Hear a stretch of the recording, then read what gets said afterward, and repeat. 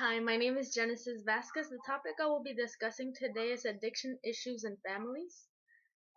I am the most related to the topic of alcohol abuse because my grandfather used to be an alcoholic back in Mexico. When he married my grandmother, he did not show that he was an alcoholic until months later. Months later, he began drinking a lot, and the drinking led on to being aggressive and beating my grandmother. This also evolved into the beating and aggressiveness towards my aunts, uncle, and my father. So this alcohol abuse not only affected my grandfather, but the whole entire family, my aunts, my uncle, and other people that were surrounding them as well.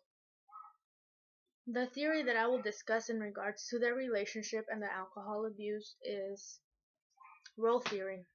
Role theory relates to it because my grandmother was a stay-at-home wife which had to take care of her children, provide for them, and clean, cook, and do anything that was needed in the household, as well as take care of her husband when he got home. On the other hand, my grandfather was working, and then when he would get off, sometimes he would go to the bars and hang out with other women. He could do whatever he wanted, and my grandmother had no say in what he did. A few of the concepts from the textbook are conflict, control, divorce, and the context. The context that this occurred was in Mexico, um, many years ago when women did not really have a choice in marriage, they didn't really have any rights, and there was not many jobs available for them to do because men were the dominant popularity that obtained the jobs.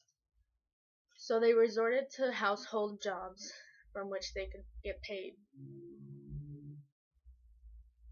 The control that occurred in my grandparents' relationship was my grandfather being controlling of my grandmother's actions. He would not let her have an opinion about things. She could not go out. She could not even speak to her own family members like her father and her mother. Divorce was another issue that occurred in the relationship because my grandfather and my grandmother ended up in divorce due to the abuse that was conducted. My great grandfather had to interfere, or else my grandmother and the other rest of the family members would have been greatly affected by the abuse that my grandfather was conducting. They were all in a very stressful environment from which they had to learn and overcome once they were adolescents and people that were married and had children. The child-parent relationship that my father had with my grandfather was very estranged and very distant. They didn't really have any communication because of the pain that my grandfather had caused to him, to his other siblings, and to my grandmother.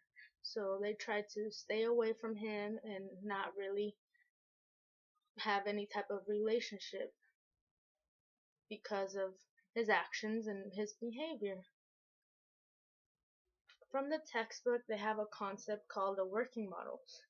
In the working models, they talk about the self-image and the images of others. The first point they make is if one views themselves as positive, then they view others as positive as well. So this means they're secure. The second one is the negative self. So if one perceives themselves as negative, they will perceive others as positive. This one is the preoccupied one because they need validation of others. The other one is the negative self. So if you view yourself as negative, then you will view others as negative as well.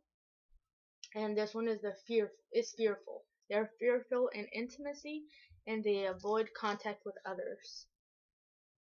The third one is no, the last one is positive about self. If they believe their positive opinions or ideas about themselves, then they will perceive others as negative. This means they're dismissive. They are protected. They protect themselves from others and they are very independent. Solutions that I have for individuals that are dealing with a family member that is abusing of alcohol or other substances is have a writing session. Every day have a half-hour writing session about pros and cons in regards to the family, to issues, to problems, to things that need to be solved, to good things, to trips, to activities, things that can help individuals in the family interact and have a better communication. This will also help the individual that needs help in regards to substance or alcohol abuse. In that half hour, one should just write whatever comes to mind, even if it's not related. Just not stop writing is the main point. Once the half hour is over, the family members can go one by one sharing their ideas and thoughts and everything they wrote down on paper. After that, they can try to formulate solutions for what they found as a family to be issues or problems in regards to themselves as a family, in regards to an individual, in regards to the individual is that is needing help at the time. So once that happens, communication and interaction among family members will be improved. Also, from those notes, activities like playing games, going out to the store, um, being outside, taking some hiking trips, being in the outdoors, going to theme parks, all this helps a family be stress free and avoid thinking about issues in regards to the individual that has the problem. Even though this does help with that, the issue should still be um, pointed out or be taken care of.